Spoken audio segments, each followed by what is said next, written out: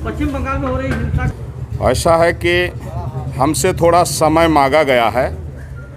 तो वहाँ विधिक कार्रवाई जो है करने के लिए मुझे आश्वासन मिला है कि संविधान की रक्षा हर संभव में की जाएगी और वहाँ जांच की जा रही है। जो लोग जो है इस तरह से अनलीगल असंवैधानिक कदम उठाए हैं, तो हमने जो है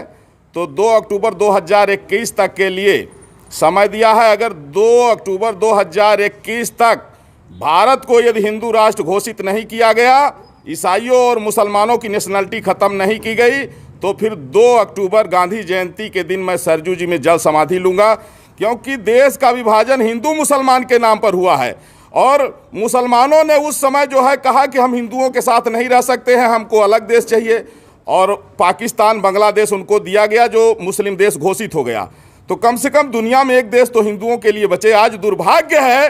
कि वेस्ट बंगाल में जितने यहाँ के मुसलमान हैं वो भी रोहिंग्याओं के साथ मिलकर के एक तरफ से हिंदुओं की हत्या कर रहे हैं, और उसी तरह जो है तो तमिलनाडु में हो रहा है, केरल में हो रहा है। जहाँ भी मुस्लिम आबादी ज़्यादा है उनको पाकिस्तान से प्रेम है, लेकिन हिंदू और हिंदुस्तान से नफरत है। ये हिंदू और हिंदुस्तान के वजूद को मिटाना चाहते हैं। इसलिए अब आवश्यक है कि भारत को हिंदू राष्ट्र घोषित किया जाए, और अगर ऐसा नहीं होगा तो मैं जगत गुरु परमहंस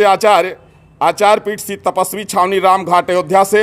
हमने इनको 4 महीने का समय दिया है, नहीं तो गांधी जयंती के दिन 2 अक्टूबर 2021 को सरजू जी में जल समाधि लूँगा। आशा करता हूं कि आदरणीय प्रधानमंत्री नरेंद्र मोदी जी के नेतृत्व में संविधान की रक्षा के लिए यह महत्वपूर्ण कदम जरूर उठाया जाएगा। कि